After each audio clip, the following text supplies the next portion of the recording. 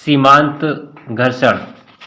यदि आरोपित बल का मतलब है कि कोई वस्तु है और उस पर जो लगने वाला बल होता है उसी को आरोपित बल कहा जाता है। कि जैसे आप किसी मेज पे धक्का लगा रहे हैं उसको खिसकाने के लिए, इसका मतलब जो आप बल लगा रहे हैं वो आरोपित बल है।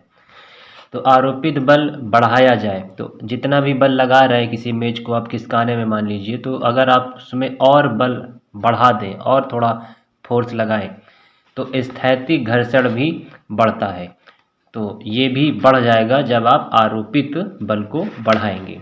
यदि आरोपित बल अधिकतम मान से अधिक बढ़ जाता है, यानी आप जितना बल लगा रहे थे उससे भी ज़्यादा आपने मैक्सिमम उसको फोर्स दे दिया, तो वस्तु जो होती है वो गति करना प्रारंभ कर देती है। तो स्थैतिक का मतलब जो स्थित है वहाँ पर, और आप उसमें फोर्स लगा रहे हैं और इतना मैक्सिमम आपने फोर्स लगाया कि वो जो है गति स्टार्ट कर देती है। तो स्थैतिक घर्षण का वो अधिकतम मान कि जो मेज है वो स्थिर है और उसके स्थिर रहने का वो अधिकतम मान कि जहाँ तक वस्तु गति नहीं कर रही, मतलब उस पर आप जो बल लगा रहे हैं वो उस समय गति नहीं कर रही है, तो वो जो गति नहीं कर रही है उसी को सीमांत घर्षण कहते हैं। और आपने अगर उससे ज़्यादा फोर्स लगा दिया, बल लगा दिया, तो फिर वो वस्तु जो है गति करना स्टार्ट कर देती है। दूसरे शब्दों में इसको समझते हैं कि जब कोई एक वस्तु दूसरी वस्तु पर ठीक गति करने की स्थिति में होती है, तो मान लीजिए कि ये एक वस्तु, ये कागज़ है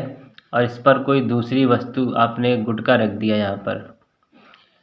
तो जब कोई एक वस्तु दूसरी वस्तु पर ठीक गति करने की स्थिति में, अब ऐसी है कि ये गति जो है करेगी, तो दोनों वस्तुओं के बीच होने वाले मैक्सिमम घर्षण बल को सीमांत घर्षण कहते हैं।